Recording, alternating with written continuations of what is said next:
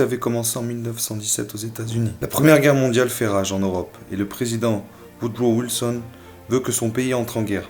Mais il se heurte à un double problème. Le peuple américain y est farouchement opposé et lui-même s'est fait réélire l'année précédente parce qu'il ne voulait pas entrer en guerre. Pour résoudre ce problème, Wilson décide alors de créer une commission baptisée Committee on Public Information, souvent surnommée Commission Créel, du nom du journaliste qui l'a dirigée. Le but, retourner l'opinion publique en lui insufflant l'envie de cette guerre. Ses membres, non pas des hauts fonctionnaires de l'État, mais des journalistes, des illustrateurs, des professionnels de l'influence. L'idée n'est pas de convaincre avec des arguments rationnels, mais d'induire des émotions sur les gens pour forger toute pièce l'opinion publique en façonnant dans le sens voulu par le pouvoir. L'un de ses membres est un certain Edward Bernays, neveu de Freud. Il est considéré comme le père de la propagande politique et d'entreprise, ainsi que l'industrie des relations publiques. Il crée le terme, qui ont fortement contribué à développer le consumérisme américain. Il est le neveu du psychanalyste Sigmund Freud, inspiré de Sigmund Freud pour développer la compétence psychologique et surtout il l'a aidé à transmettre la psychanalyse en Amérique. Et en fait l'idée c'est que Edward Bernays, le neveu de Freud, a repris l'idée de son oncle que les gens se croient dotés d'un esprit rationnel alors qu'en réalité ils sont soumis sans le savoir à leur inconscient. Pour Bernays, il ne sert à rien d'essayer de convaincre les gens avec des arguments ciblant leur raison, il faut faire appel à leur instinct et à leurs émotions. La commission est dotée de moyens considérables. La première idée consiste à utiliser la presse pour lui faire relayer de fausses informations porteuses d'émotions fortes afin d'induire un profond sentiment anti-allemand. La commission rédige un épais bulletin quotidien qui est envoyé chaque jour à tous les organes de presse aux quatre coins du pays. Elle diffuse à grande échelle des histoires inventées de toutes pièces, par exemple celle des bébés belges embauchés par des Allemands sur des baïonnettes. La commission produit des films, y compris des longs métrages. Elle crée des affiches illustrées comme celle montrant un soldat américain, une autre montrant un feu gorille coiffé d'un casque à pointe, portant des moustaches blondes de l'empereur allemand et armé d'un gourdin enlevant une femme à moitié dénudée. En arrière-plan, l'Europe dévastée et la cathédrale de Reims incendiée. En énorme, le slogan « Destroy this made brute ». Très vite, on voit naître dans la population des sentiments de colère puis de haine des Allemands. Des orchestres se mettent à refuser de jouer de la musique des compositeurs allemands. Les artistes sont soumis à contribution, invités partout dans le pays à prendre la parole pour exprimer la nécessité d'entrer en guerre. En un rien de temps, l'opinion publique est retournée et soutient à fond la guerre. Cette vaste opération est un énorme succès. La commission maintient ses actions de manipulation du peuple américain jusqu'à la fin du conflit, continuant à faire relayer par la presse de fausses informations comme celle de bateaux escortant la première division en Europe qui aurait coulé plusieurs sous-marins allemands ou encore celle d'une pléiade d'avions de combat volant vers la France alors qu'il n'en existe qu'un seul exemplaire, encore en phase de test et dans leur atelier. Leurs photos diffusées dans la presse ont été truquées. La commission élargit son objectif initial et cible aussi la presse étrangère pour influencer l'opinion publique internationale. Les journalistes étrangers se voient offrir de beaux voyages aux États-Unis, ce qui, comme par miracle, les motive à relayer l'information voulue. Une fois la guerre finie, la commission est dissoute. Son membre le plus influent, Edward Bernays, a alors l'idée de transposer ces techniques de propagande dans le privé pour aider de grandes entreprises à influer le peuple. Experience this world situation and recognizing the importance of ideas as weapons, I decided to see whether we could not apply what I had learned in the war to peacetime pursuits. Il ne s'agit pas de faire de la publicité, mais bien de lancer des opérations de grande envergure pour modeler les esprits et induire chez les gens les comportements voulus.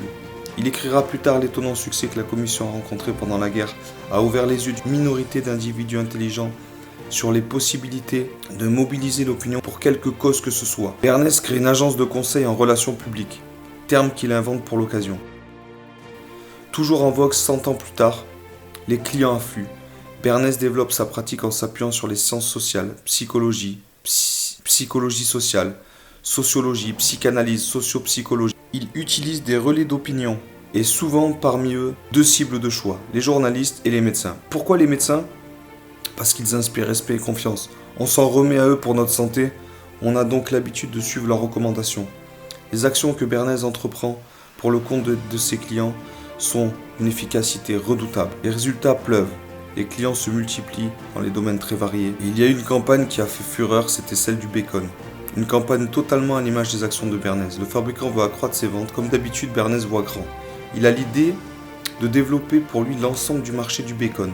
Pour cela, il paye les médecins pour réaliser une étude qui conclut à l'utilité. À partir de là, les contrats vont pleuvoir pour l'agence Bernays. Il avait obtenu que l'État se mette au service d'une entreprise privée nuisant à l'intérêt d'honnêtes citoyens. Aujourd'hui, 100 ans plus tard, cette pratique s'est généralisée dans la plupart des pays dits démocratiques. Les grandes multinationales, notamment américaines, parfois plus puissantes que des États, œuvrent en permanence en coulisses pour influer sur les politiques publiques afin qu'elles collent à leur intérêt. Mais ce lobbying intense et efficace qu'elles mènent auprès des élus ne suffit pas. Elles vont plus loin en façonnant directement l'opinion publique afin que les élus n'aient plus qu'à suivre la volonté apparente du peuple, volonté induite à son insu. En 1923, Bernays publie un livre pour relater ses exploits en matière d'influence de la population, sans doute dans le but encore d'élargir sa clientèle. Il est fier d'y détailler ses techniques. Edward Bernays a un mentor, Walter Lippmann, dont il s'inspire fortement. Quand on s'y prend bien en jouant sur les émotions, on peut faire croire n'importe quoi aux gens, y compris des horreurs même aux plus intelligents d'entre eux. Dans les années 20, les fumoirs étaient réservés aux hommes. Edward Bernays fait transgresser l'interdit de la cigarette féminine qui pouvait avoir une connotation sexuelle pour les femmes. Et la cigarette est le symbole du pénis, afin qu'elle conquiert ce symbole du pouvoir masculin. Lorsqu'il commence à travailler pour l'American Tobacco Company, en fait c'est Lucky Strike, Edward Bernays se voit confier l'objectif d'augmenter les ventes de Lucky Strike chez les femmes. La première stratégie consista à persuader les femmes de fumer des cigarettes au lieu de manger pour mincir. Bernays commença par promouvoir l'idéal de minceur lui-même en faisant appel à des photographes, des artistes, des journaux et des magazines pour promouvoir la beauté des femmes minces. Les autorités médicales se mirent à encourager de fumer des cigarettes plutôt que de manger des sucreries et on persuada les ménagères que garder des cigarettes à portée de main était une nécessité sociale. La première campagne réussie, les femmes se mirent à fumer plus de cigarettes qu'eux et Lucky Strike augmenta ses revenus. Lucky Strike devient alors leader du marché en termes de croissance, mais un tabou demeurait sur le tabagisme des femmes en public.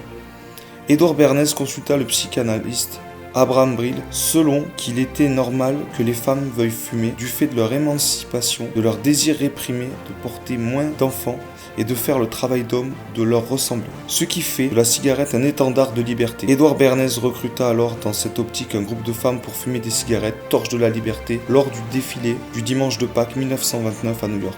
L'événement fut soigneusement scénarisé pour promouvoir le message voulu. Edward Bernays écrit à ce propos: parce que l'événement devait apparaître comme une information neutre sans aspect publicitaire, les actrices devaient être exclues.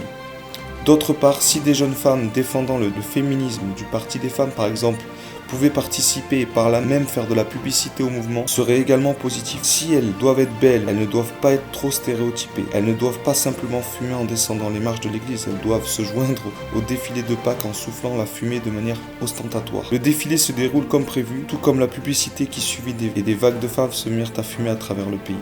Voilà, c'était l'histoire d'Edward Bernays. Si vous avez aimé n'hésitez pas à me dire dans les commentaires si vous aimez ce genre d'histoire, de quel personnage historique vous voudriez entendre parler. Si vous n'aimez pas le bacon, mais que vous faites attention à votre santé et que 4000 médecins vous conseillent d'en consommer, vous en mangerez.